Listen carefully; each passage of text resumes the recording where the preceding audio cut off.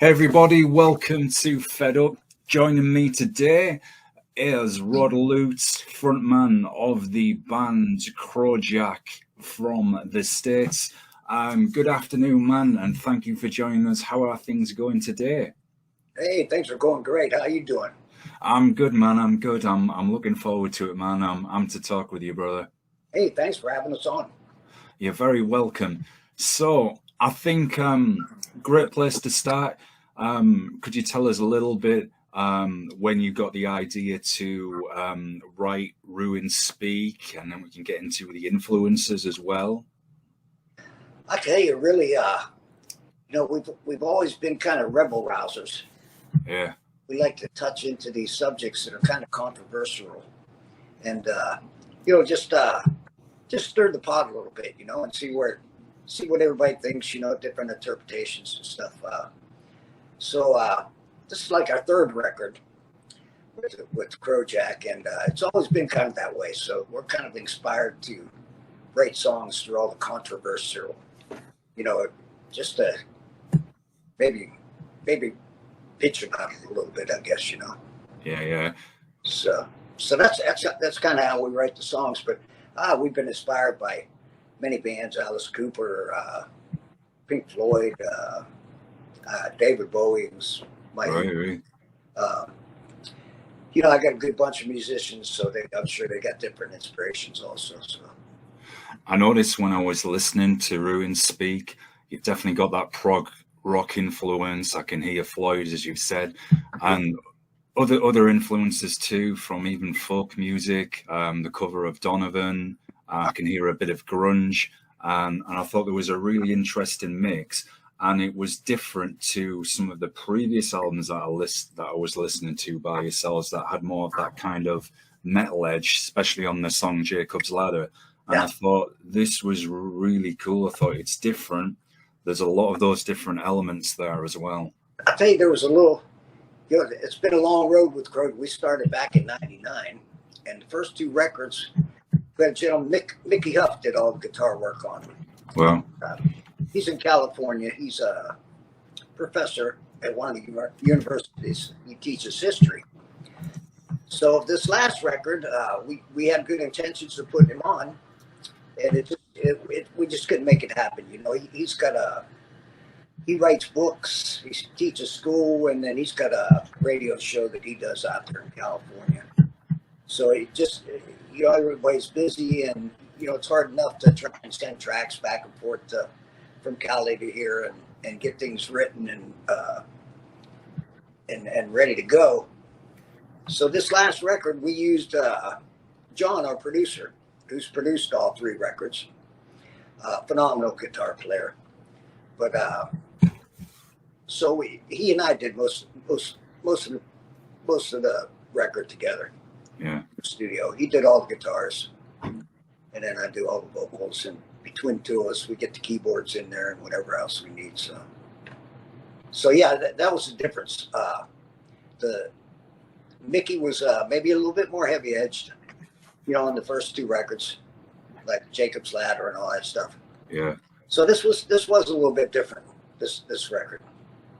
Is that something you like to do though, Rod, with your music, and to take those different approaches, so you've always got something evolving, with your sound?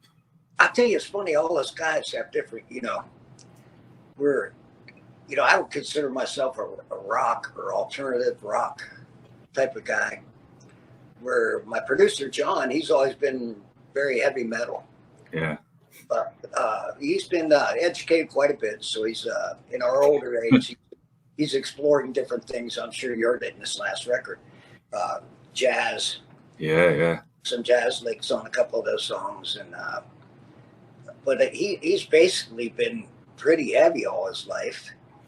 Mickey Huff, the guitar player, did the first two records. He was on the heavier side of rock, maybe not quite metal, but on the heavier side. So it's that's kind of where it came from. Yeah. It's good though, you're drawing up from those different backgrounds, and I think I mean, me personally, I fall in more on the extreme side, but I do like other music. And as we were chatting about, off air, that was one of the reasons why I wanted to make this show multi-genre, so we could get all this different music on, maybe open up some people to different bands and sounds I haven't heard before, myself included, because there's just so much music out there, and all for these different moods. So I think that sounds really, really interesting, and it definitely shines through on the album. Yeah, we did. I tell you, it took us a long time to do that record. So we were, there was different moods we were in and stuff, and it did come out. There's a lot of difference in between the songs. Yeah. So we got some heavy stuff in there, some lighter stuff, some jazz, it's quite a bit in there. So it was, but we took a little bit different process in writing the record. I'm sure that's why. We didn't do it all at once. I mean, I guess we worked on it all at once, but we did a lot of development on the songs.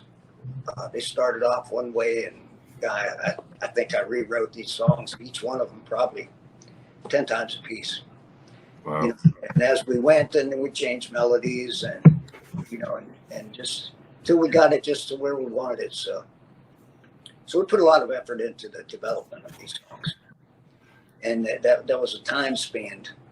So by the time we finish one, maybe we'd be in a kind of a different mood by the time we go to the next one. So. Yeah, but that's not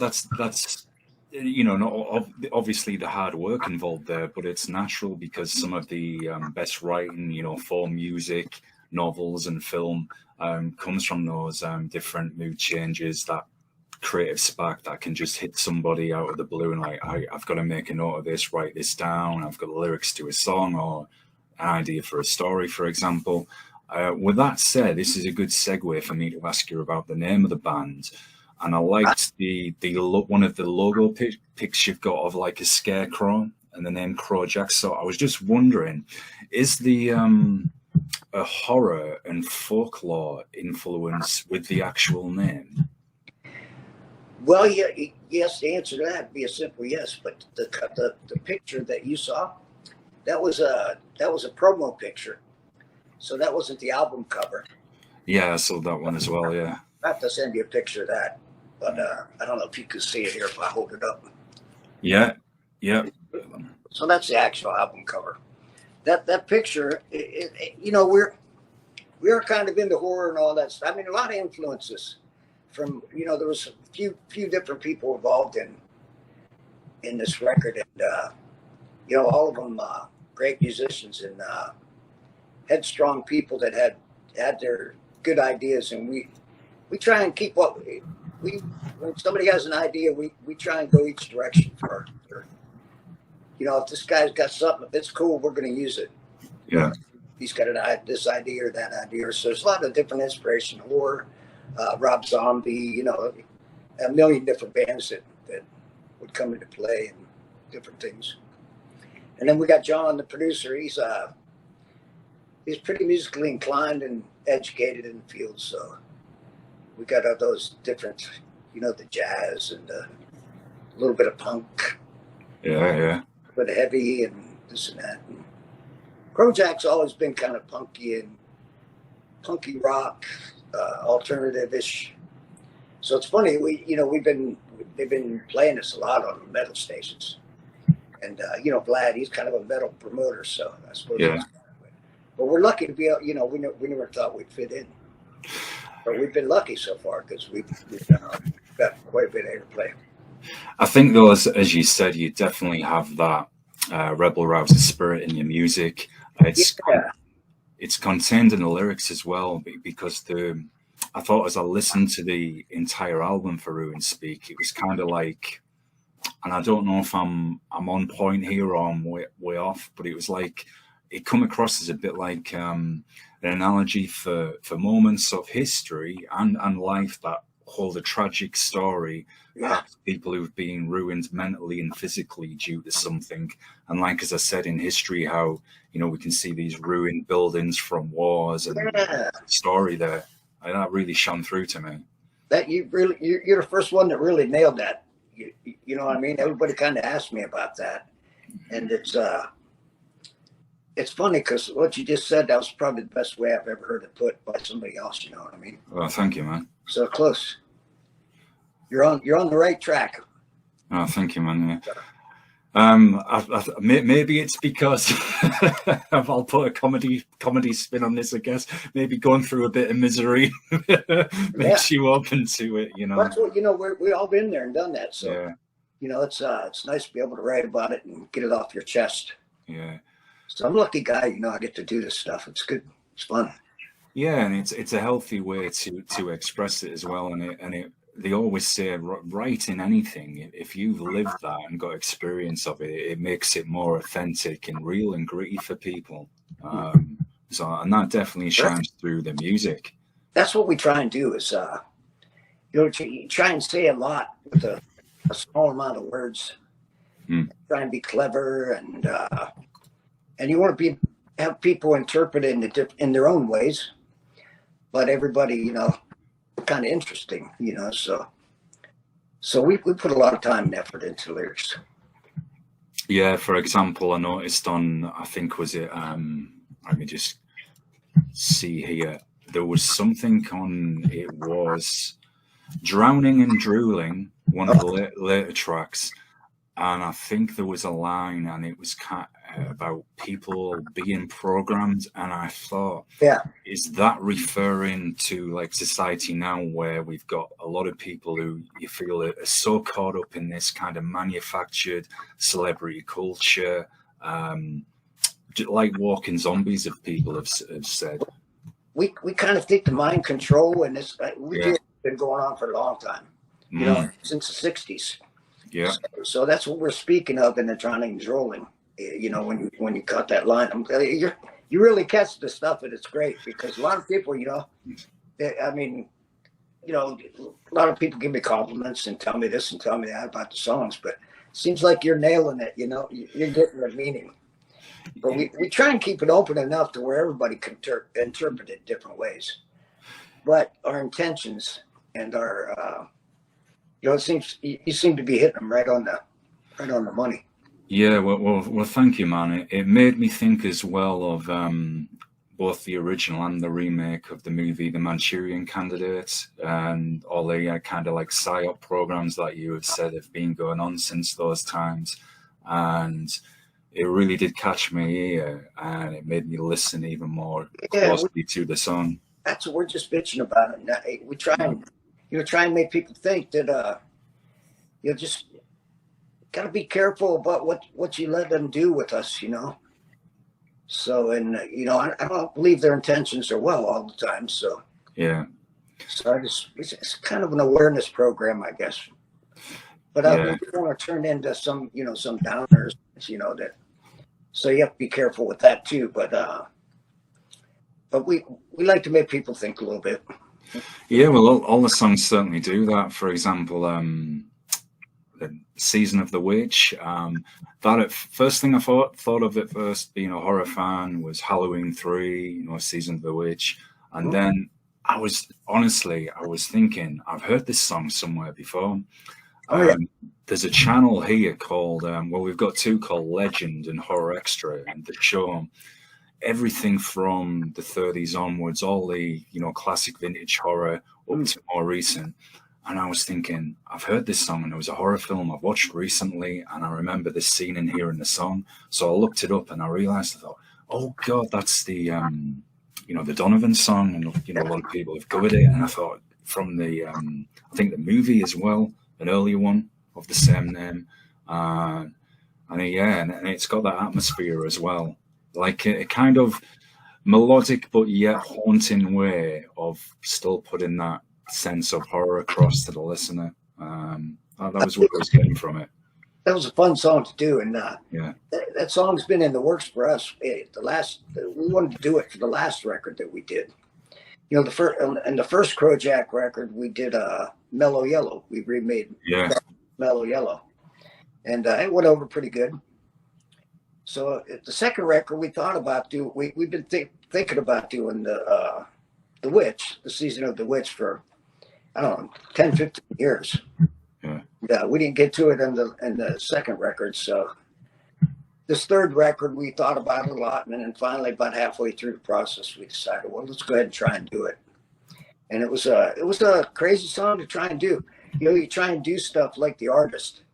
And, I could get close, but it just wasn't getting it for me. So we made some changes and stuff, and that's how we come up with the new version. And so it was fun. It was a lot of fun doing it. We had to fish for the right way to do it, Yeah, no doubt. I bet you did. And then there's another song that caught my attention from the release, and we were talking a bit about this off air as well, and it is She's So Evil. And as I say, we're talking about controversy, and man, there's been like I said, there's been so many horror movies, stories about somebody being captured by a beautiful woman on the surface, but a very evil spirit underneath. And at the moment, with what's been happening in the media, sometimes the media portrays that it's just men, that all men are evil. And I've always think, well, evil isn't exclusive to, one gender. It's in both. And I thought that was a very interesting song, not just musically, but for the lyrics contained within it as well, and very relatable if you've ever been in that position. It was kind of a funny song to write. It was to be a love song. Of course, the boy meets girl and girl breaks his heart and blah blah blah. And but towards the end, then when she passes away, and he's saying he's better off without her. So it was kind of a funny thing, Yeah. The song, you kind of felt sorry for the guy all through it, because his heart was broke, but then in the end he got rid of her. So yeah. And not that I would ever be behind something like that, but I mean, it's kind of it's it was meant to maybe get a little laugh. Yeah, but it turned out a great song. I mean, the harmonies are all cool. So it was a good song. Yeah, so it was a fun song to write. Yeah, that comes. All of us guys have been there. We've always had all had one of those girlfriends or somebody that truly broke our heart and stuff. So I figured it would hit on with the guys. Yeah, we have. I think certainly have all as guys, women too. And sometimes there's that. It's like where they have no choice, say, to end that particular relationship, move forward, not because they don't love the person, but there can be another side that is so foreign and illogical to the person they love, and it gets too much for that person in the end. But I think that's interesting, though, with all of you as a band. Like we've been saying, you've got those relatable concepts for people, and it hooks and draws you in and catches your ear and attention, thinking, yeah, I want to listen. So that's what we want to do, just make people think. And those are the best kind of songs. Yeah, definitely. I mean, when people can interpret it and kind of put their own life in that situation, and we try and pick things that people are familiar with. I mean, even in Ruin Speak, anybody that's, just like he caught it, it's, you can look at the rundown towns that are all busted up, and, homeless people and stuff. The ruins speak for themselves on what happened, or you could see a city that got blasted from all the wars or something, and, the ruins would tell you the story, Yeah, exactly what we've been saying. And even with like economic deprivation, Bruce Springsteen's song, and I'm bringing this up on purpose because I know you're from Ohio, and he wrote that song, didn't he, Youngstown, and all about the union. Actually, real close to Youngstown. Yeah. I live in a subsidiary of Youngstown called Austin. Right. So maybe 10, 15 miles from Youngstown. Maybe not like that. Yeah. And the lyrics. The other way, I grew up in a little town called Lake Melton, which is just a little bit the other way towards Akron area. Yeah. So I still get out there and go out in the boat a lot. Yeah. Beautiful day here. How are you guys doing there? Um, Pretty much the same as you guys, really. Everything is getting to the kind of stage where this used to be a vibrant area, or this used to be good. Polytricks, as I call it, is just an absolute mess, and it just, when you think you are taking one step forward, it's like taking five back, and it's just it's a complete mess, to be honest. And I think now just all of us just trying to do our best, I think, get by as always, survive. My personal philosophy, try and treat people the way you would want to be treated. You're cool with me, I'm cool with you. It's pretty much my rule for life. Other than that, I guess we're the same as always. Yeah. But it's the world over, Rod. It's sad, like we're saying. Ruins speak literally. If you look at these former industrial powerhouses that used to be so vibrant, and now that they're kind of shattered, you've got the rise of AI. So is that going to lead to more manual jobs being ended because they're going to replace that mainly with machines, possibly? So it's it's interesting times, but both quite scary times in a way as well. Yeah. So now in Youngstown, there used to be a big steel mills. Yeah. Big time steel mills, and they've all closed down. So it really, that's the ruin speaking, So it's the same in this area, Rod, as well. It used to be a very strong industrial heartland, and all the local works stopped, and they're like kind of, as we said, ruins speak, monuments to the past of what they used to be, and it's sad. I mean, some people could argue it's because of, say, how we develop with technology and everything, but it's still sad for all those families that have worked there for generations, and then all of a sudden just seem to be discarded, or that just stops, and then it's kind of a case of, well, what now? And certainly got to remember the history there and try and preserve it somehow. And like with that song by Bruce, where he's talking about the Youngstown making all the munitions for the Union in the Civil War and then World War II, and I've seen it on TV, documentaries about it, even up in Detroit as well, a former famous motor hub there.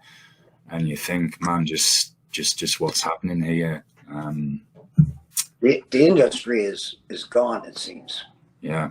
I mean, there's still some left, but it's not. We just lost. We lived close to Lordstown, and that's where they built. General Motors had a plant there since '66. So this area, when the steel mills closed, they still had the car industry. So there was still a little bit, and they've here a few years back they closed that plant down. So they've been trying to get it back together, building an electric truck and stuff, but I don't think it's really working. So it's just it's a shame to go by the plant, you see, and there's people in there because they are trying to do this electric truck, but I mean, it used to employ like 3,000 people, and they're looking to have 300 people there now. So yeah, it's a shame. Yeah, it really is. And I'm curious with electric cars, because there's been some reports and people talking to them not being really reliable, or sometimes some of them even exploding. So I'm like, well, is that going to be too reliable? And how is it going to be? I could be way off here again in the weather, which affects, like electricity, etc. So, and also a lot of these electric cars aren't affordable at the moment. That's the thing; people can't afford them. Yeah, that's the thing. They're so expensive, and I think you hit it all. Yeah, I'm real leery about them. Yeah, same. I just think if we ever have right now it's 80 outside. This whole summer's been pretty warm. Yeah. So that they're always saying that try and conserve on the power because we're afraid with all the air conditioners running, we're going to shut the place, shut our power grid down. And I think what are you going to do when you add all these electric cars? I mean, you can't keep up with an air conditioner. How are you going to keep up with fueling electric cars, and three cars per household. Yeah. So I'm a little bit leery about it. Yeah, me too. Because the electronic bikes that people are riding around on at the moment, some of them have been exploding kind of like grenades as well.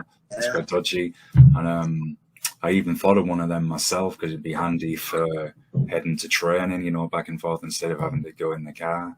But I thought I don't want to be charging up, and all of a sudden, it's like, yeah. Yeah, I'm just not a fan. Yeah, the same. But I mean, car industry, cars are so expensive. It's just. I grew up in the car business. I built convertibles for GM for about 10 years, and then I sold cars for 15, 20 years in Akron. And I've been off, I think I retired maybe 10 years ago.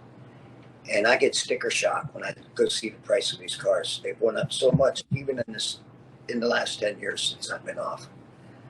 They were getting expensive back when I was still selling. Yeah. But now I look at them, I think, man, they're like double the price. Yeah, and that's before you even then attempt to even get insurance and everything on top of it. Yeah, totally. I mean, the price for everything is getting insane as well. It's quite, like we were saying, it's quite sad kind of what happened to, General Motors, Ford, etc. I remember back in school I had to write a paper on, I think it was General Motors, Ford, then Toyota, the rise of the market in Japan. I remember it was super interesting, but with the advent of, we were saying, of electronic cars, I thought, well, who can afford them at the moment? So it's, yeah. I guess just to take things back to the album for the moment. I guess that track, folks, but that's what we do here at Fedup. We can go off in random tangents. Funnily enough, this is a perfect segue to, I guess, talk about finances and prices again. This track, Lords of Our Land, that's another interesting one. Because when I was Lords of Our Land. Oh, yeah. That's another interesting one, because when I was listening to that, I thought I'm going to have to ask Rod about this. Is this also maybe, a reference to the bankers and everything who are like kind of lords of the world, I guess, with all the economy and finances and rates, etc. Yeah, they control it. Yeah, I wondered, but I thought I'll wait till I talk to you. Yeah, it's another one of those songs, those controversial songs where we like to stir the pot a little. Yeah. We feel they just, the banker kind of controls everything. Yeah. But you got to be careful what you say about the banker, because you don't want to piss them off. Yeah, exactly. You don't want to be, because like it or not, we've still got to go there. So, this thought's going on my head: economic slavery. With how they operate. We try not to be. We try and open up those brain cells and get people to think like that, and think about what we're trying to say. Well, you got to be polite about it. You don't want to. You don't make anybody mad or anything, too. So it takes a lot of writing lyrics to get what you want to say, and then still not offend anybody, too. So yeah, it's going for that balance, isn't it? Which in a lot of, like now with a lot of debate, especially politics, people will just shout at each other and not listen to the other side of the argument or the perspective. And I always think, well, how are we going to learn? How are we going to say open up to another opinion if all it's no, I'm right, that's it, no matter what, you're wrong, we're not going to listen to another opinion or take on board another way of looking at some of the positives. I mean, crazy stuff, but I'd like to present this platform where, people who come on from music or whatever, and they are comfortable to share their opinions, even if I don't agree with them, it doesn't matter. And hopefully, it can put that positive atmosphere towards people where like, hey, you're here and you can be comfortable in sharing your opinion, or like we said, on music or whatever it is. So yeah. That's another one of those songs where we tried to stir the pot a little bit. Yeah. Just open up people's ears. Give them something to think about. And we're all into trying to make things better. So but we all got to do it together. Yeah. The divide and conquer. There's a lot to be said there. So we have to somehow stick together and come up with solutions. Yeah, definitely. It's progressing forward in the right way. As you said, working together, coming up with those viable solutions, and then, well, how can we do this better? How can we learn from that? And that can be applied to, so many areas in life, from relationships to whatever. So yeah, definitely. A lot of things, you're like a clone all alone. Yeah. There's a lot of stuff a lot of stuff in there. So. Oh, there is. I mean, you see it with the track title "Snooze You Lose," "Mission Mind Control," which we were kind of getting into a little there earlier. Even the merry-go-round, it's all there. It's certainly present. Yeah. So we took a lot of time on lyrics and stuff, and we're that's what we call being Crowjacky. It's a good way to put it. When we do a song, we'll sit back and listen to it, and we'll say, yeah, that's Crowjack. Yeah. You know what I mean? Or maybe it's not Crowjacky. So we might just go a different direction or something, Yeah. But that is our intention. Yeah. Well, it works. Hey folks, so we're back. We just had some technical difficulties there, but rock and roll, we're back, we're ready to go. So welcome back as well, Rod, and apologies folks. So we were just chatting about themes with Ruin Speak, themes contained within the music, I guess. So which would be one of the most favorite topics that you did cover in writing Ruin Speak, or is that really could it be all of them? I imagine that's quite a hard one. Ask that one more time. Wait, when you were writing the songs for Ruin Speak, out of those songs, which one did you enjoy writing the most, and which do you feel has the most maybe powerful lyrics and message there for folks to hear? Wow, that's a tough one. I think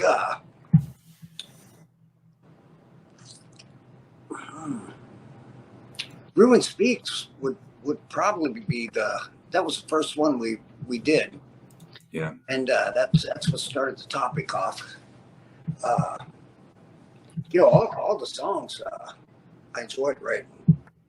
I don't know which one. I don't know if I had to pick a favorite. I don't know which one it would be. Yeah.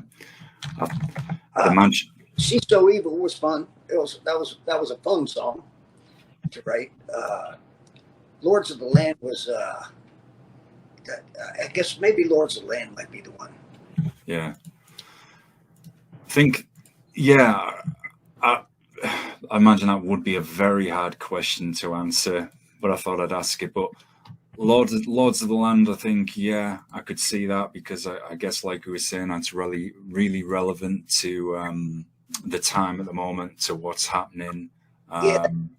That's what we wanted to do. That's what we always want to do with Crowjack. That's what makes it Crowjack. And I suppose that was an intricate song. So there was a lot of writing to it. I probably rewrote that song 3 times. Wow.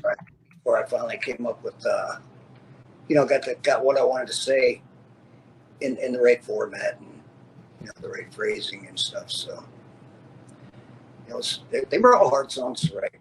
We spent a lot of time on lyrics over and over. It's frustrating sometimes as a lyric writer, but I got a producer and he's pretty tough on me.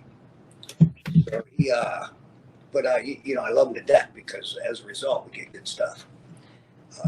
So there was a lot involved in that song, but we had a certain place we wanted to go with it, So we wanted to make sure the lyrics were up to snuff, you know. Yeah. So how do you you touched on something there that again is relatable, and that's with when you're writing lyrics, and again this can fit all manner of writing, when you reach that difficult kind of block where you're thinking, man, how do I get this down, how do I get this idea out there? I've got this like writer's block, I guess. So, you know, in your experience as a musician, singer in rock and roll, etc., how have you got past that? Or is it just you've just got to wait for it to naturally happen? That's a tough thing, because it happens all the time. Yeah. You know, with Lords is a perfect example of it. I had the song probably 98% written, and it just seemed like something. You know, you always know. You know, you can work on it, but when you get it, you know you got it, and there's a feeling you get.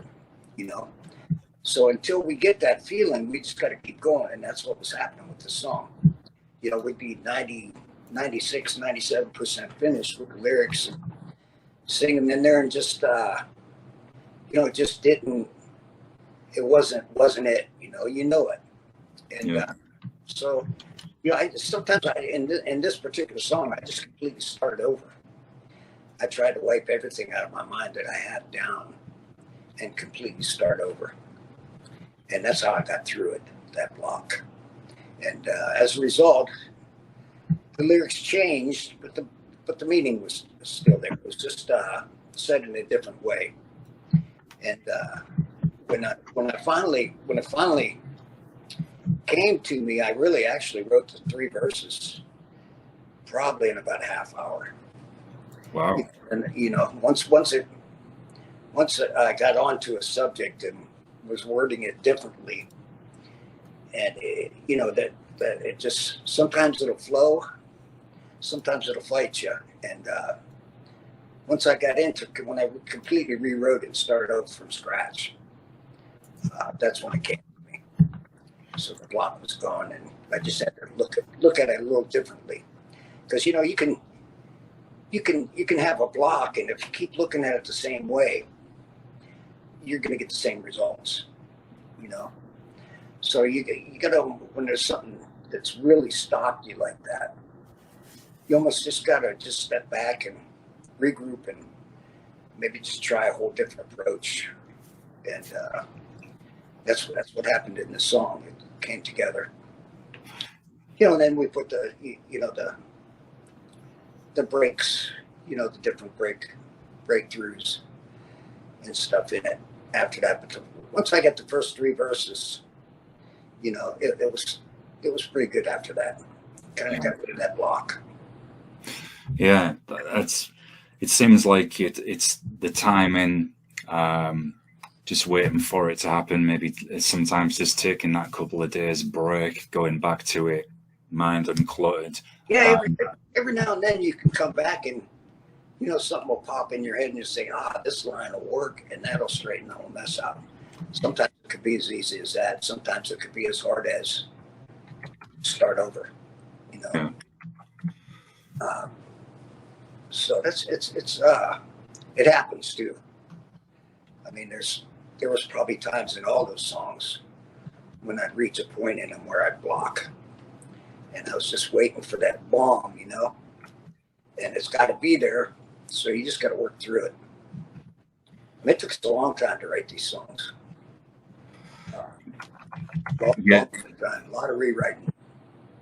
Yeah, you like you said, yeah, I certainly could identify that on the album, and it's certainly not a quick fix or disposable music where it's like literally, right, that's done in the afternoon. It's got like, say, 3 words and that's done. This is something I wanted to ask you about as well with you. You know, you've been in the music industry now a long time, so particularly from a rock and roll perspective, how do you think bands can keep that kind of authentic bit of grit in the sound when we've got, you know, all the digital technology now that can make everything super clean, super sharp? You know, how do you kind of still retain that bit of oomph in the music? I tell you, it's funny you ask that, because we're old school, and this new record we did all digitally. We did on Pro Tools, did all the tracking, and we complained to each other about it all the time. You know, the first record we did was on tape, and there's a I just want to say that with the tape, there's warmth. I don't know if that makes sense, but it's just warm. And with the digital, everything becomes so perfect, and that's where you lose that. We feel we lose a lot of that oomph. You know what I mean? And so we just, you know, we get good gear, good converters, things we use. We tried everything, but it's just not warm like the old tape. You know, the way we used to record with tape. It's really not feasible to do that anymore. The tape is so expensive and everything, but we work at it, and we still. I mean, if we had one complaint about this record, that would be it. Is it's too digital. We would have loved, you know, if the budget would have allowed, we would have loved. Once we got all this stuff done and recorded, we would have liked to use that for pre-production, and then bring our guys in and take them into a tape studio and record the whole record. And I think we would have got another 6-8% out of it. Wow. You know, but of course, you know, it's expensive. And even though we did a lot of this ourselves, we still got quite a bit of money in this record. So you can only go so far when you don't have a label behind you. And you know, so we went as far as we could. Again, we would just love to, right now, even take it and go into a nice tape studio and do it the old-fashioned way. Yeah. We all feel that it would be a worthy cause. Yeah.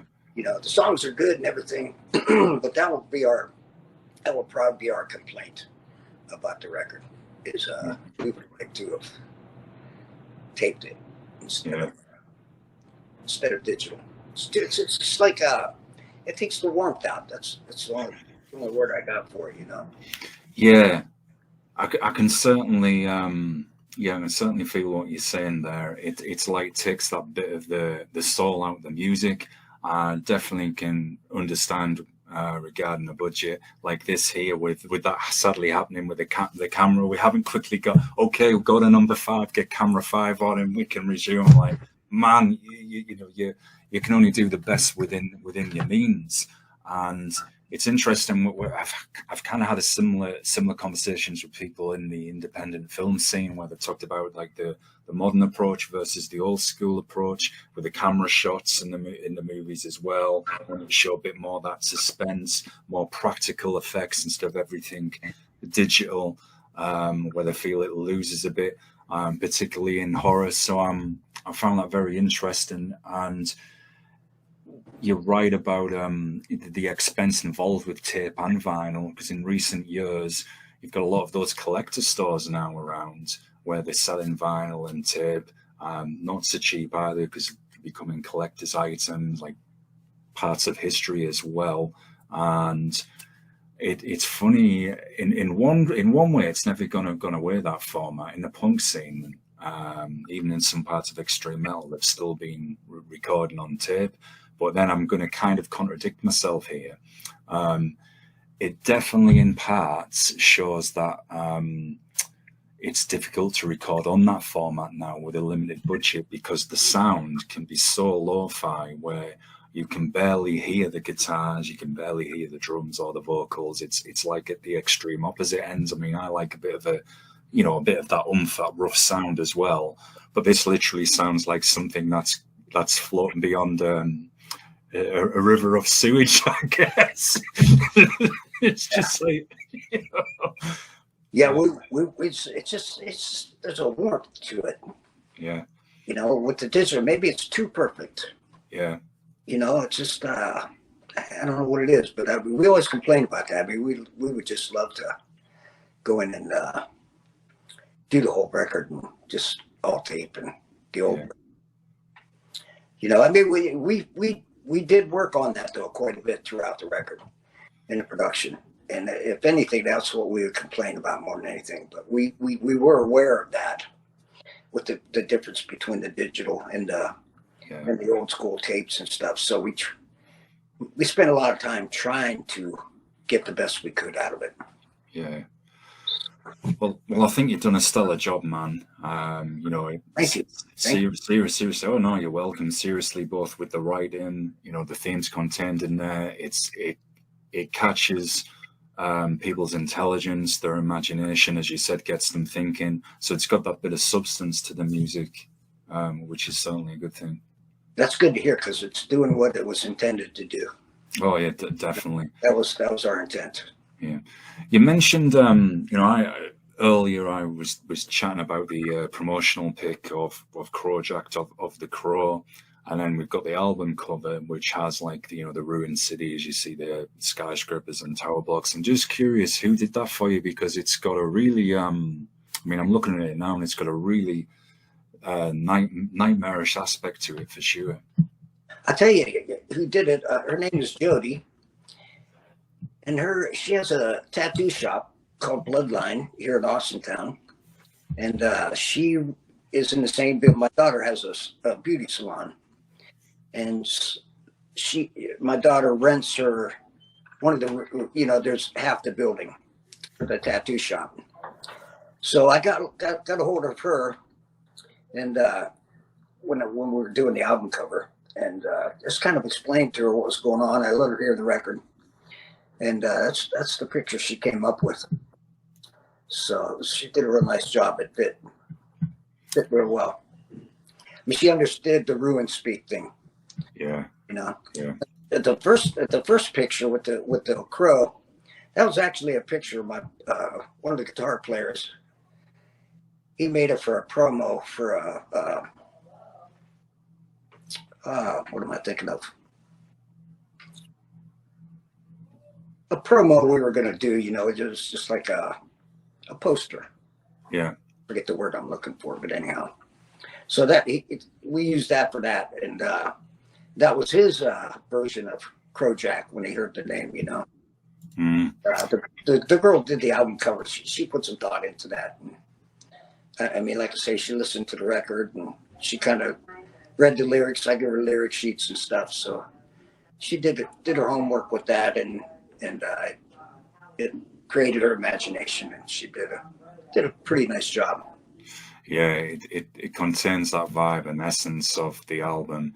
And Yeah. when I saw the this is going to be a bit my kind of nerdy interest coming through here, but when I saw the promo pic, of Crowjack looking like the Crow, immediately I started thinking of like, Mothman, New Jersey Devil, all these mysterious creatures, etc. Because I watch a lot of shows talking about that, and I find all that stuff interesting, and so immediately that got in my mind as well. I thought, I want to ask Rod if there is something to do with this somehow, something that we don't know now. They kind of consider me an old crow. Yeah, Maybe that was his version of a picture of me or something. Yeah, I've met a few nasty crows, that's for sure. But that's a whole other. Yeah, that squawk just as nasty as well. But it's funny, man. There's actually a crow that comes visit me in the backyard every day. I've been feeding it for quite a while, and it seriously, man, it comes up. It like looks up at me. It'll squawk, for water, for food, feed it, put it out there, and it's so funny watching those birds because they're fearless. It will chase seagulls, cats, anything. They're not afraid of anything. But yeah, random interjection there. The crow has been our symbol. It just seemed to fit with the band when we first put the band together back in the late 90s. Yeah. So. Well, you've got the classic Brandon Lee movie as well, The Crow, which apparently I think they've just finished up production on the remake with, is it Bill Skarsgård? I think is going to be playing the role. So I'm quite nervous how they're going to do it because it's a classic movie. It's got a classic soundtrack, and one of my friends was chatting to me about it the other day, and I was like, I don't know where I just really don't know where I stand on it. So I'm quite nervous. I think particularly because of the recent track record with reboots and remakes, and I think Hollywood being a little bit creatively bankrupt as well. Yeah, definitely. So there's another thing I wanted to ask you about, Rod. So how do you keep your voice in shape all this time as well? I tell you, I'm not real good at it. I don't, I've smoked all my life, and that little older, I've tried, I kind of quit. I quit a few times. I smoke a couple a day now, where I used to smoke 2 packs a day. And it's a rough thing smoking and then trying to sing. Yeah, but I did it, I did it for all those years. So maybe that's why my voice is kind of tough. But these days, just the not smoking, I've cut way down. I smoke maybe a couple cigarettes a day just to keep my mind from going nuts. But that was a big plus for me when I quit. This last record, when I did most of the vocals, it was after I quit, and I could tell the difference. I'd always make comment to my producers and stuff, and tell them, man, it's a lot easier to last longer. So I think the smoking thing is about the only thing I really do. I warm up before I sing. That's a big part of it too. So I you should warm up for a good 15, 20 minutes. And then I like to take a little break after that before I start.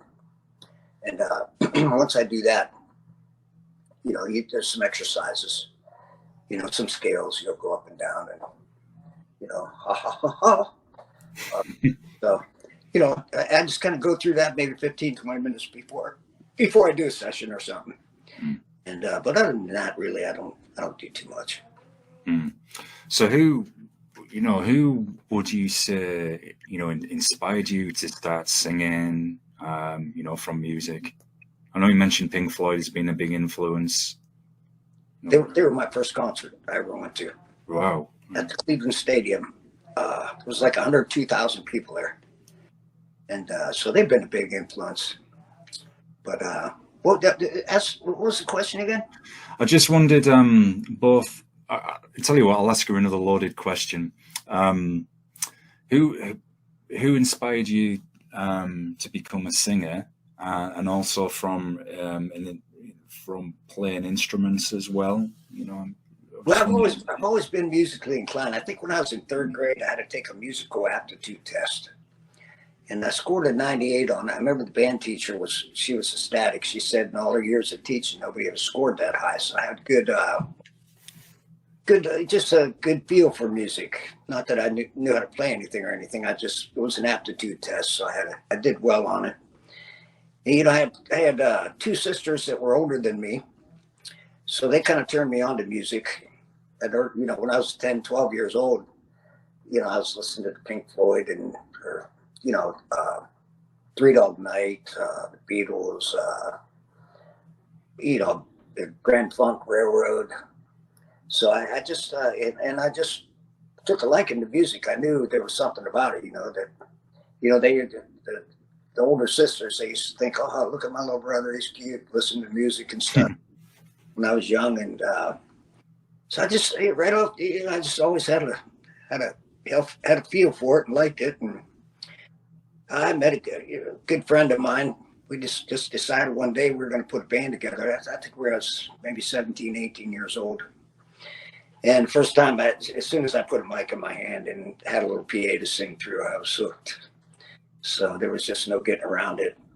So I just, I guess I'd have to say my sisters, they kind of turned me on to the music when I was young. And, I got to listen to all that good old stuff, Three Dog Night, and I just enjoyed it. And yeah, I've been a music buff all my life, so I've went through all the different changes in music.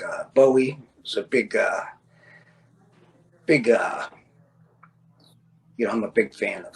He's probably my favorite singer, I would have to say. Bowie, Alice Cooper, Steven Tyler from Aerosmith was great, of course. There's a million of them I can name, but when you're on the spot, I can never think of them. But yeah, I'm the same. Yeah. Inspired by Bowie was a big inspiration to me, though. Yeah.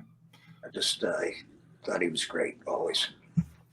Yeah, he was. When we were talking about earlier, like trying different, using different themes, evolving. I mean, there's a guy who pretty much epitomized that totally. Really nice guy from what I've read as well. Brilliant lyric writer. Yeah. Lyrics, just brilliant. Yeah. And great person too. Yeah, totally. It's funny, man. I recognize that passion for music because I'm the same. I got it from my mom. She got it from her mom, and it's just something I've always been interested in. I'm that nerdy with it. I'll even watch documentaries about music that I don't personally like myself, just because I'm interested in how they come up with the lyrics, how they write, where they're drawing their influences from, and it's funny how you realize that there's more in common than not, and I just can, and I can talk about this stuff all day. Music, movies, martial arts are pretty much my passions. Okay, martial arts is probably above everything because I'm being a martial artist, but then music, and I often say to people, because I'm more on the extreme side, but that doesn't mean I just listen to extreme metal and punk hardcore like lots of other music, and I'm open to other music, to giving it a chance, because there is so much out there for all these different moods, and you are not going to listen to someone growling and screaming their head off 24/7. I don't care who you are still going to explore some lighter music. And I think, well, why limit yourself? There's so much out there to be discovered. And I just love talking about it with people. I could literally, if I had mass amounts of coffee, probably sitting here for 14 hours. Not that'd be good for health. Just non-stop chat about music with folks, Yeah, I've been through a lot of stages, different music stages, I guess, throughout all the years. There was the punk stuff we got into, the metal, a lot of the Peter Murphy. I don't know if you ever heard of Peter Murphy. I haven't, but I will look him up. A lot of different stages of music that I went through all my life, and I just guess I liked it all. Yeah. If the song's good. Exactly. Like it. Whether it's metal. Or just rock, or sometimes I got kids and they've turned me on to some of the rap. I'm not a real rap fan, but some of the stuff was okay. Eminem was cool. Yeah. I like to listen to Eminem with them when they were younger. So well, outside of this show, I co-host another with some of my friends from we were an underground hip hop label, but it's kind of morphing more into independent film now. And we used to sometimes get on people from that scene, and it was interesting chatting about the lyrics and things with them that they were exploring. Very, very different to what you would hear in the mainstream, where a lot of it is nonsense lyrics, to be honest. And yeah. So I definitely feel what you're saying. And music is just, I think it's one of those constants that's always there with us. It's, people talk about the power of music, but it can lift your mood. There's something there for every situation. As you said, there's so much out there. And it's just something about it that's always, appealed to me as well. And I find interesting, and talking to artists such as yourselves. I get so hyper inside, and I'm wanting to because it's awesome, and it's interesting hearing your thoughts and perspectives. And I think when you get some people where they're like, right, I'm only going to stay in this style of music, I'm not going to give this other one a chance. I'll look at it. I think, well, if you read about the singers, the guitarists, the drummers, even people in the film industry, They draw their influences from absolutely everywhere, and you'll be surprised where's, and it can often be outside of that said music scene. So I always think, well, if they can do that, you've just got to try and open your mind and ears sometimes. Yeah, I think I just been a true music lover, and I like a lot of different types of music, and it's it's cool to be able to incorporate all that, and when you're writing, you can do that. Merry-Go-Round was a good example. That was there's a lot of jazz licks in there, and I was never really a jazz fan ever. It's a phase that my producer was going through.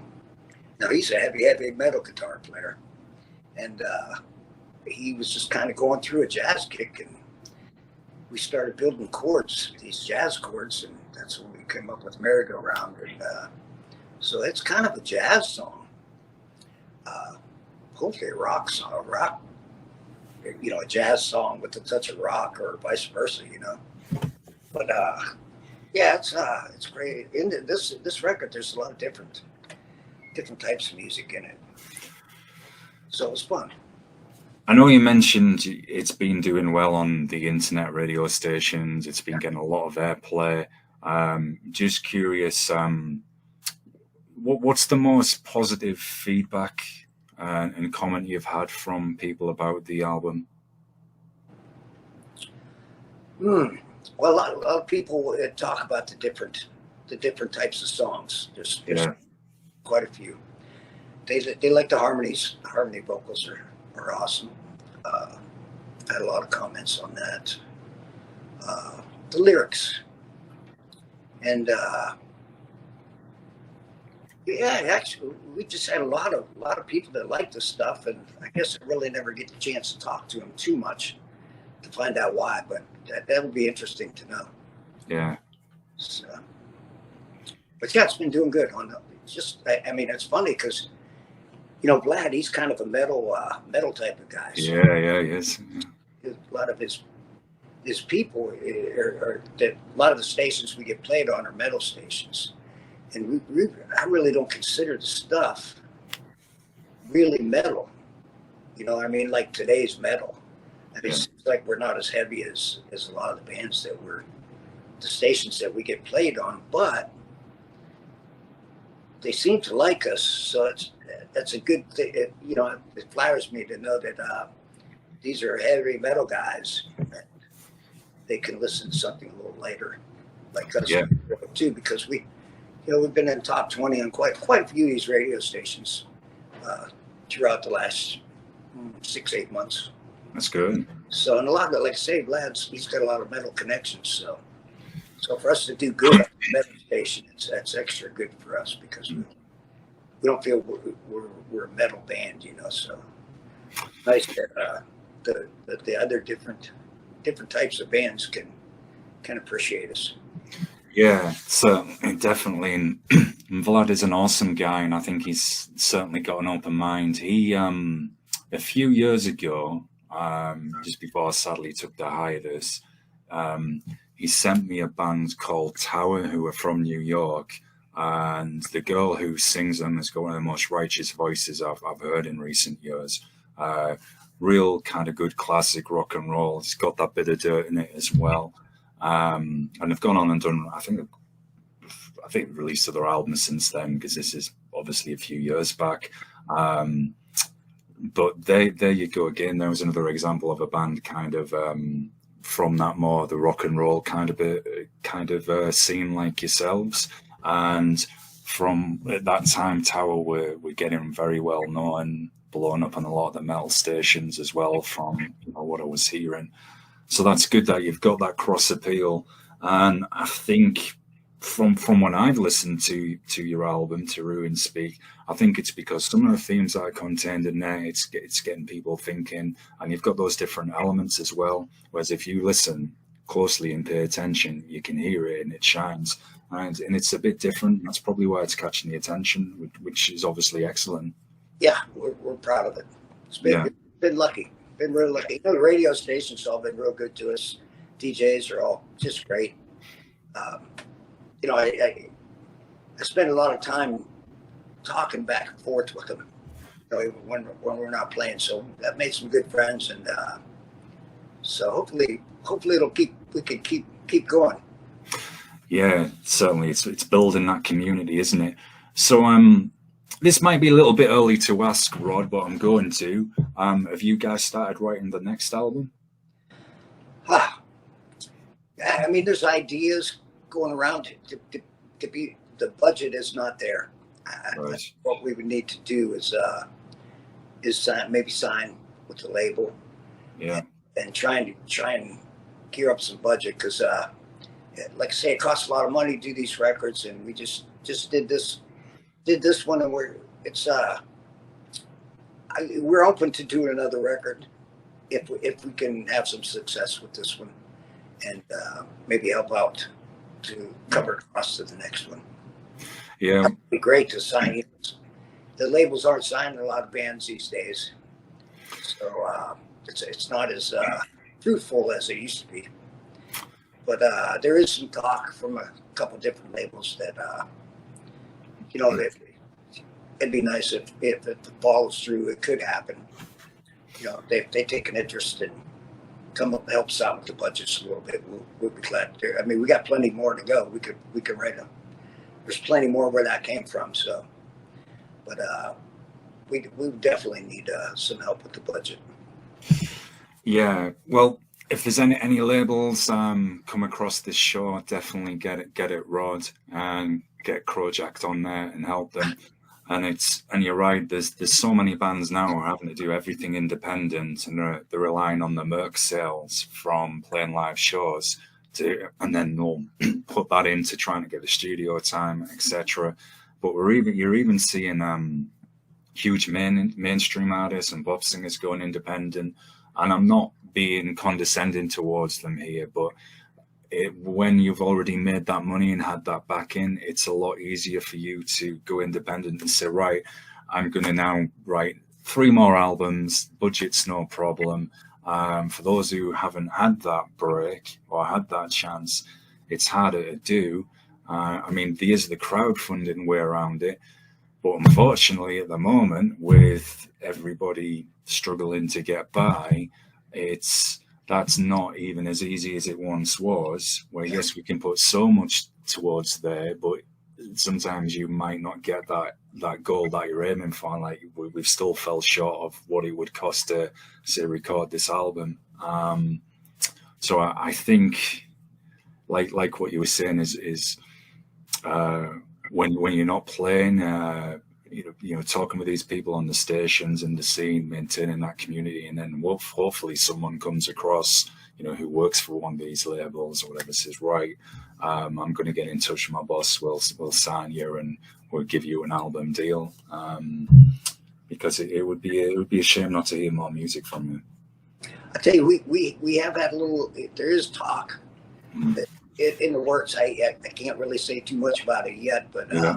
There is some interest. That's good. Couple labels, and so we're hoping for the best. And if you know, if that happens to come through, then we're definitely we'll get back to it. I mean, we probably got enough rough stuff now that we could start developing on a new record.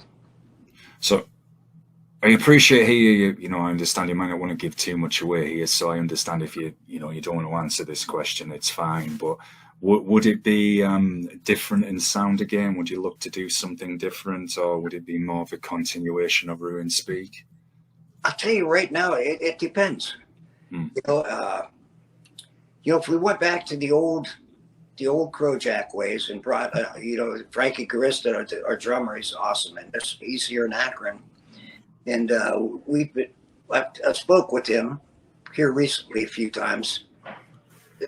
So it depends on what kind of budget we have. If we have the budget to bring these guys in, you know, we could bring Mickey in from Cal. I mean, we can record tracks. He can record his tracks there and stuff. But these guys are, I mean, it's expensive to do. I mean, everybody has to be paid and stuff, the musicians and stuff. So it just depends. Like, you know, if the budget's good, that would be the ideal thing. I'd like to bring Frankie in, the drummer, bring Mickey in, the guitar player, have him come up from California. Get John, the producer. He's always just produced and engineered our stuff, and he played bass tracks on the first 2 records. So that was a great thing. I mean, he's an awesome guitar player, but we had him playing bass tracks, and he understands the Frankie and him can get that bass and that drum together, and that's the most important thing people don't realize in a band sometimes. That's where you get your tightness. Get them 2 together. That would be great. Bring Mickey in, let him do some guitars. And I mean, that would be great. And it would probably come out a little bit heavier. Like as far as Jacob's Ladder goes and stuff like that. But if we had to go back into the way we did this record, John and I, then it'd probably be a continuation of it. Well, it could be interesting either way, or maybe a bit of a mix. Yeah, I mean, or maybe a little bit of both. Yeah, that would be good. We were open to doing that. Like I say, we would like to brought Mick in and let him do some tracks, and we spoke to him quite a few times about it. But we just never in the position to get it done. You know, when sometimes he might be busy with, he's got a couple of radio shows he does and stuff. And, if he was busy or if we were on something else or something, whatever the case was, we just didn't pull it off this time. But I would think if we brought those guys in, it might be a little different. Maybe a little more guitar-y, that heavier guitar. I'm sure you noticed the difference between Jacobs. I did, yeah, very different. I even when I was listening to Jacob's Ladder, I thought had a little bit of an industrial vibe in there as well, had that dagger edge. So yeah, I did notice. Yeah, depending on who's doing the guitars, I guess. Yeah. If I have John do the producer do the guitars again, it would probably be more of a continuation of what we got going here. Next will be probably. I mean, it might be different, but it'll be the same type of record. Yeah. So this all sounds cool and good as well. And I was just thinking of something you mentioned about you seem to have that very close bond with the guys that you work with. So yep. I was wondering, what advice would you give to somebody who is starting a band now with any genre and they want to do this for the long haul like yourselves? And I'm guessing, is it compromising, agree to disagree when necessary, and think of a bigger picture to keep together? I always tell guys when I hire them in the band, even with my cover bands back through the years, I would tell them, don't be afraid to put your stuff in it. You know what I mean? Because I hired you because I think you're an awesome guitar player. So do your thing, and then we'll pick out of there what's good and what isn't. And so yeah, you got to respect the other guys, and if you bring a guy in, got to let him do what he does, and then you have to make up your mind. If that's not what you want, then you bring somebody else in. But you got to let the guy do his thing, because that's why you hired him. You said to yourself, "Well, this guy's a good guitar player. I think he'd work good on this certain song for Crowjack." So when you bring him in, you got to let him do what he does. You can't try and manipulate him. Yeah. You know what I mean? You gotta do your homework. If the guy's good, let him do his thing. And you gotta be able to get along with everybody. You got thick skin. It's not always pleasant. Yeah, I can imagine. My producer, he's tough on me. I mean, I could come in there and do a vocal session, but he's respectful. Yeah. I'd say, Rod, he's not going to say, "Hey, you suck." Constructive. He's going to say, "Rod, I think you can do better than this." So you have to be able to. You can't disrespect people. Yeah. You know what I mean? If there's something you got to tell a guy, you got to say it with respect, and you'd be surprised what difference that makes. The guy wants to work for you. He wants it to work. You just have to have respect for each other, and everybody. Musos are crazy people. They're high-strung guys, so sometimes it's not easy to do. But the best thing, a lot of the things that these bands fight over, if you think about it, they're mostly stupid in the end. You know, small things. So you just got to get, forget all that small stuff and concentrate on the music and the love for music and show respect for each other. And, it's constructive criticism is fine as long as it's done with respect. Totally. And if you're doing it for the right reason, you just want what's best for the music. You're not trying to diss anybody, or you're not trying to, like I say, I always tell the guys, look, if I didn't think you were the best guitar player in the world, you wouldn't be down here. I wouldn't be, I want the best, the best musicians we can get. So if I didn't think you were good, you wouldn't be down here. So don't ever think that I have any kind of disrespect for you. You know what I mean? It's all constructive and for the best of the music. And, and then you got to listen to everybody's ideas too. Everybody's got ideas, and that's the way you learn too.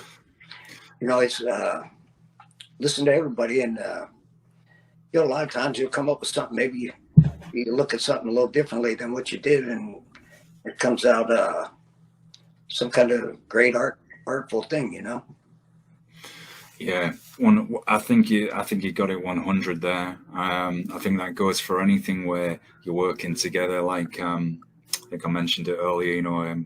Compromise and agreeing to disagree when necessary, listening, learning, moving forward. Certainly in a band. A few years back, I remember talking to a friend from Australia who I'm going to hit up actually about coming on the show again.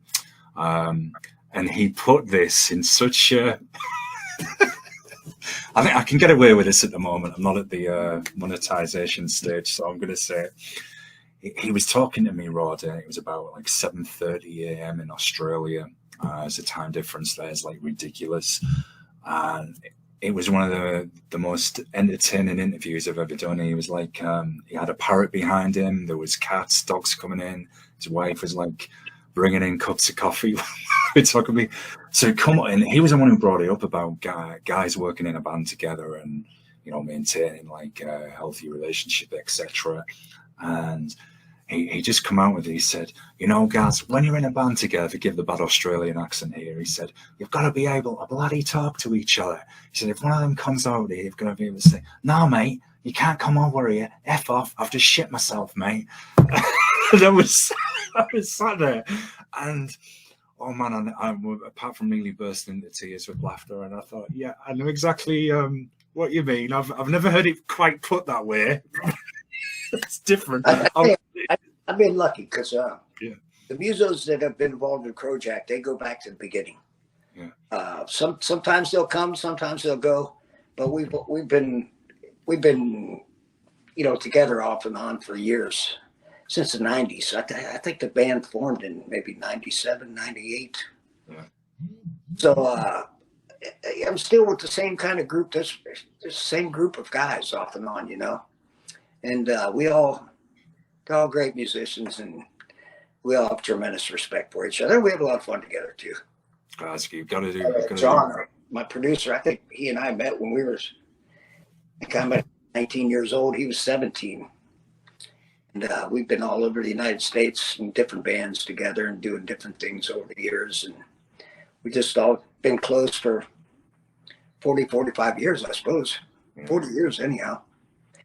And Mick, we go back a long way with him, and Frankie, Grista.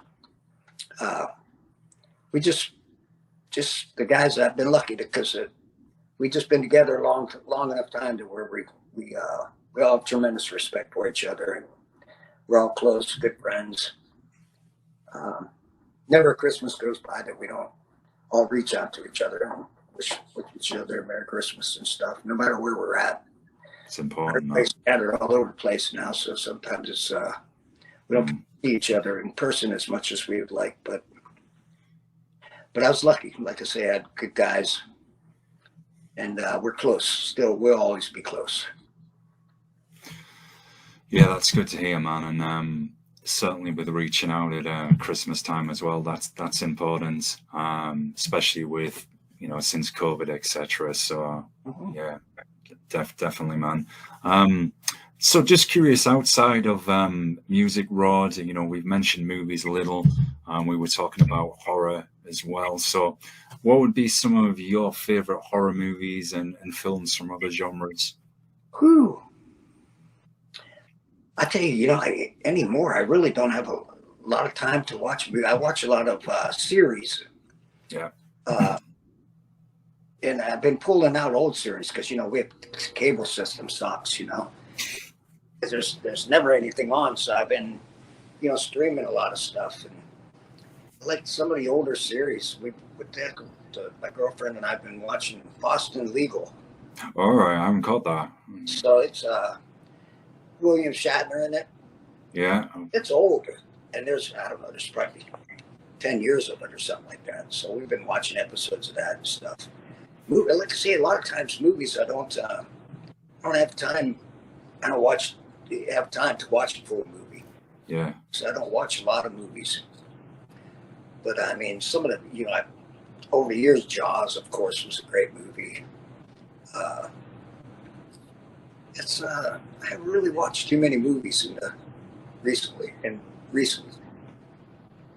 I say, more than anything, I watch a series because, you know, it's an hour-long episode. I don't have time to watch that. Yeah.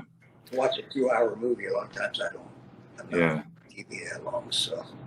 Yeah, well, it's maybe a blessing in some ways that you haven't seen some of the recent movies. I unfortunately got to see the Meg 2 last night, which was pretty much the Fast and the Furious with sharks.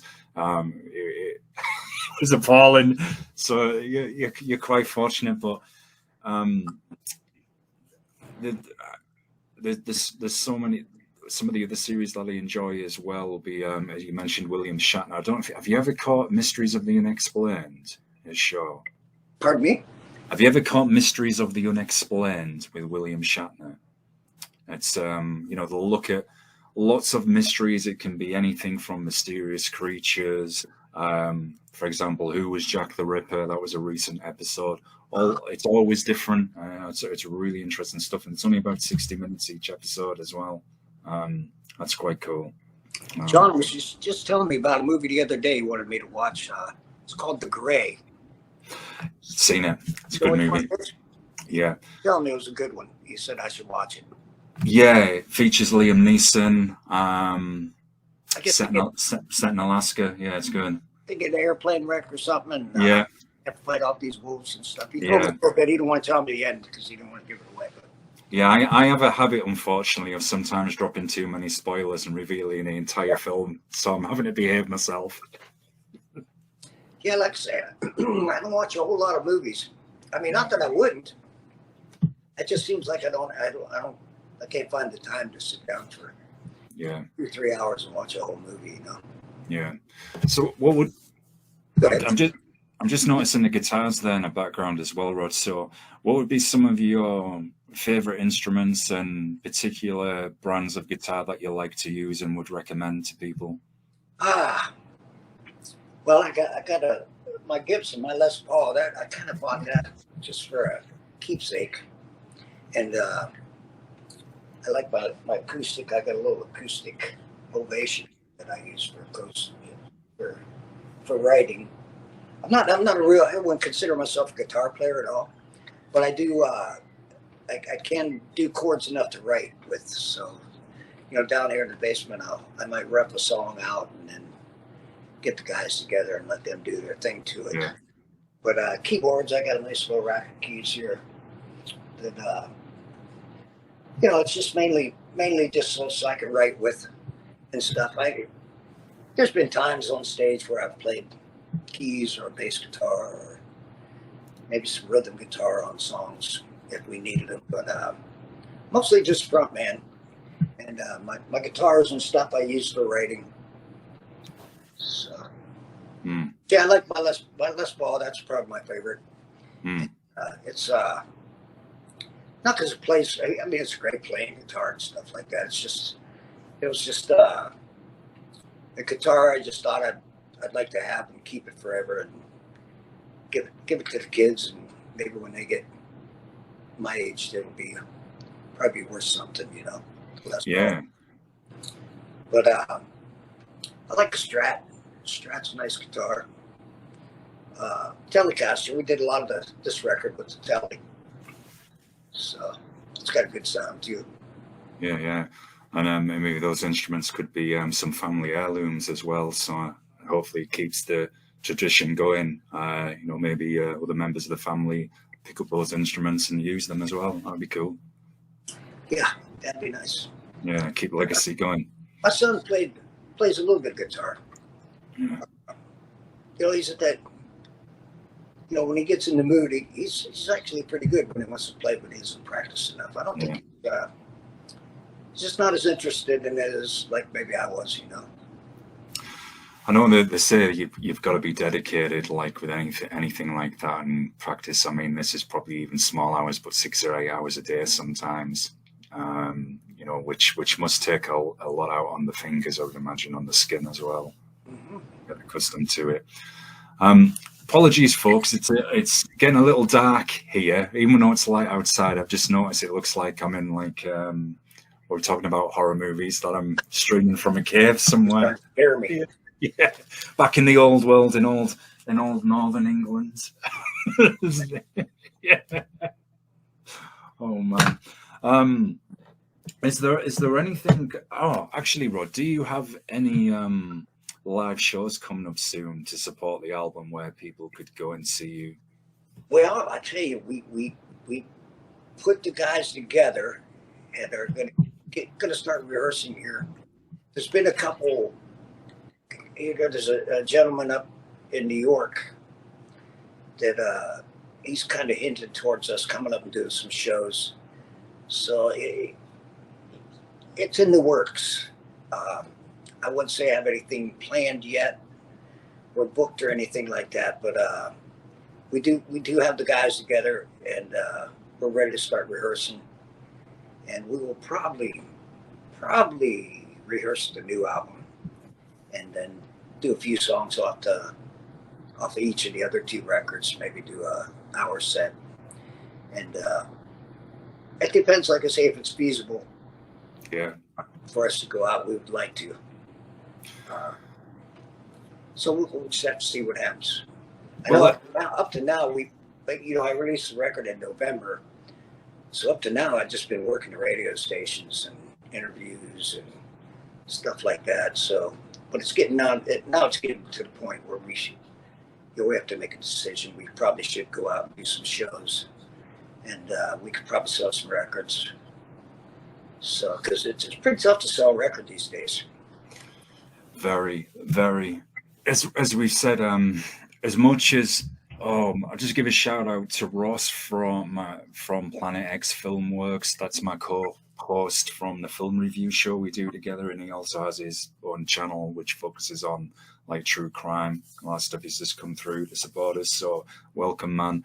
But yeah, we've had this conversation, myself and Ross, with many artists from all genres in the past, where as much as the streaming is good in getting people out there, more exposure, on the other side, people will be, right, I'll rip that song, I'll just take that, won't support the artist. I know it's a bit hard economically at the moment, but when you can, I still believe that you should support the singers, bands, music that you listen to when you're able. So it's a real double-edged sword, and must be quite difficult to navigate as well, because it's kind of like, oh man, I'm hit with a loss already because this cat's just gonna rip off my music from this stream and not actually buy it.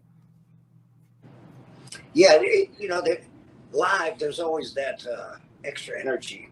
Yeah, you do a live show, the people that come to see you play from my experiences, they'll buy the records for keeps. Yeah. It's just like buying a T-shirt or something in this day and age, anyhow. So yeah, we there's been some talk about us going out and doing some shows, and that's what we like to do. I mean, myself personally, that's my favorite part of the business is live shows, doing live shows and stuff. Sometimes the studio is intimidating to me, I guess, and it's a lot of pressure on you. Everything's got to be perfect, and you know what I mean. Live stuff, it's more like you know, you get out there and get with the people and have some fun, you know. Yeah. You get that energy. There's an energy about it, and you know, that's the thing that I like. So Atmosphere. I really would like to do some shows, but we'll have to see if it's feasible. You know, I hear these nightmares about pay to play, and some of these labels doing 360 deals where they take all the merch and stuff like that. So as long as it's feasible, we probably will go out and do some shows if everything works out right. I've got an idea for you, Rod, already. Hopefully, you know, the deal that you were hinting at earlier comes through, and they can maybe fund a little tour for you. But I don't know if you've already done this in the past, but you know, if you were playing live and you had in the background Crowjack itself stood there, that would be really awesome, man. Yeah. I'd love to see that. That'd be pretty cool. There's a young lady that is one of the DJs that plays us. She's from Winnipeg, Canada.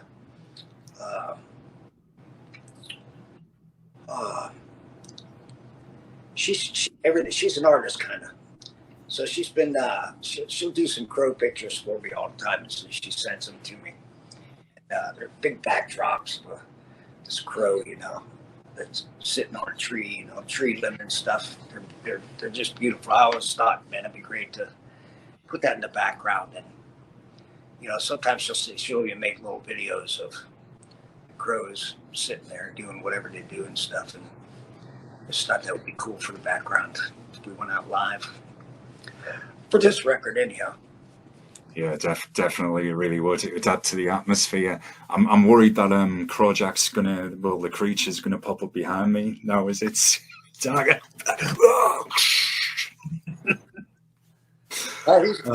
He's ugly, but he's nice. Yeah. Hopefully, he thinks I'm nice. You know, you've been cool to Rod, so I won't kill you.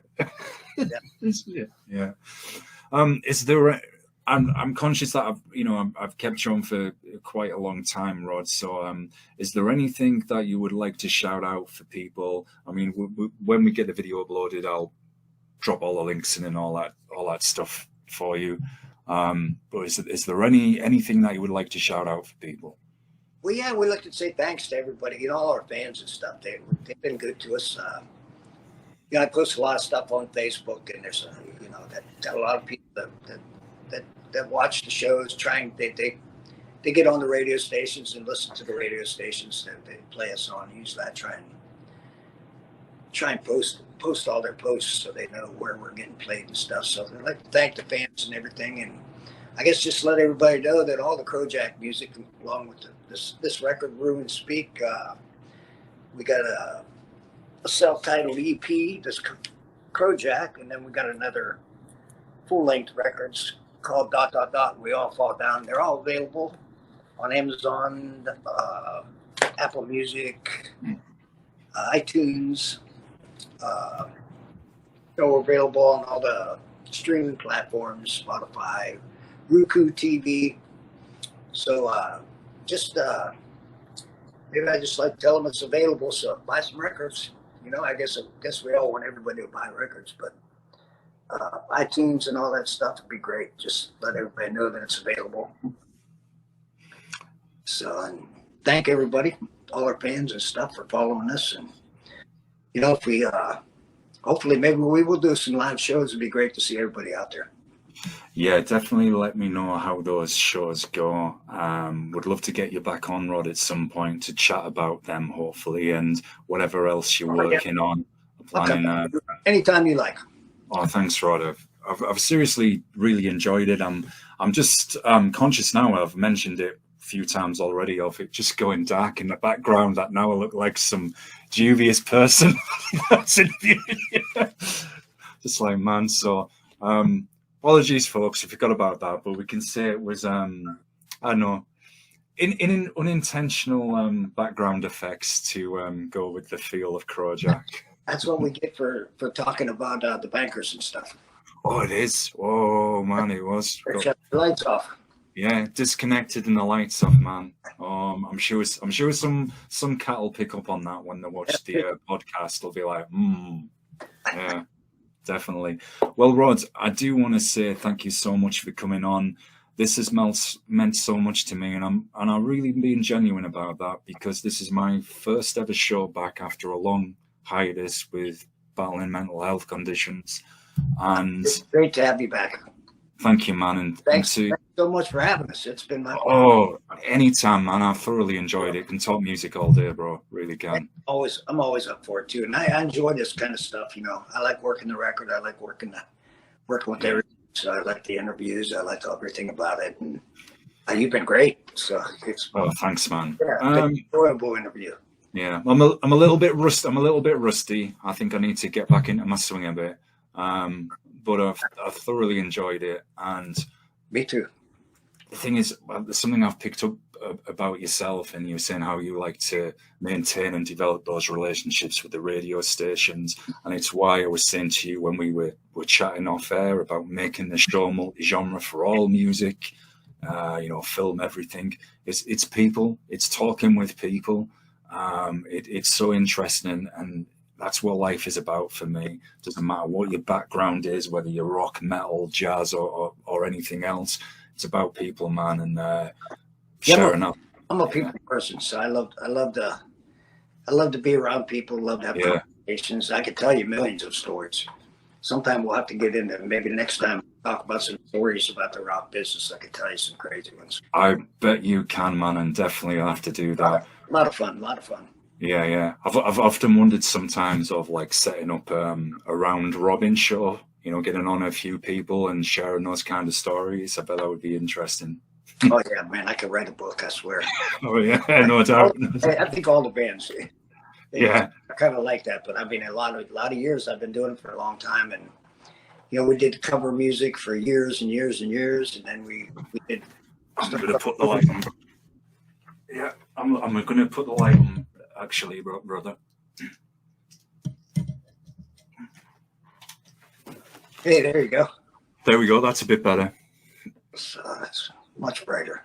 Yeah, I just noticed it was going so dark, and I thought, right, go on. I'll quickly stand up. So I didn't mean to cut you off there. What is it, about 8 or 9 o'clock there, huh? It's about 9:20. So yeah, I'm 5 hours ahead of you. I'm going to eat some Korean barbecue when we're done, and then see if somebody wants to pop back on to chat music again. I think we might take off and go for a boat ride. Nice. On the lake, and so we figured maybe after the interview we might go for a ride. Oh, it'd be nice and chill. Well, I'm going to reach out and see if anybody else wants to come on today, and then I'm going to watch the UFC later tonight as well. So, good chill day. All right. Well, anytime you want us, I'm always available. So I come back anytime, and I want to thank you for having us on. Yeah, very welcome, man, and definitely. Oh, it's been awesome, man. I've been stoked.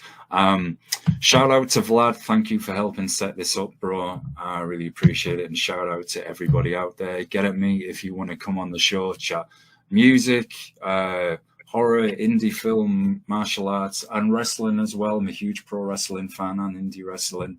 All that good stuff. Just get at me. Don't forget to subscribe, share, smash the belly button as well. And we will be back very, very soon. So peace out, y'all. Thanks to Rod. All the best with the band. Definitely will talk to you again very, very soon, and keep in touch, man, on the emails and everything. Right. And look forward to it.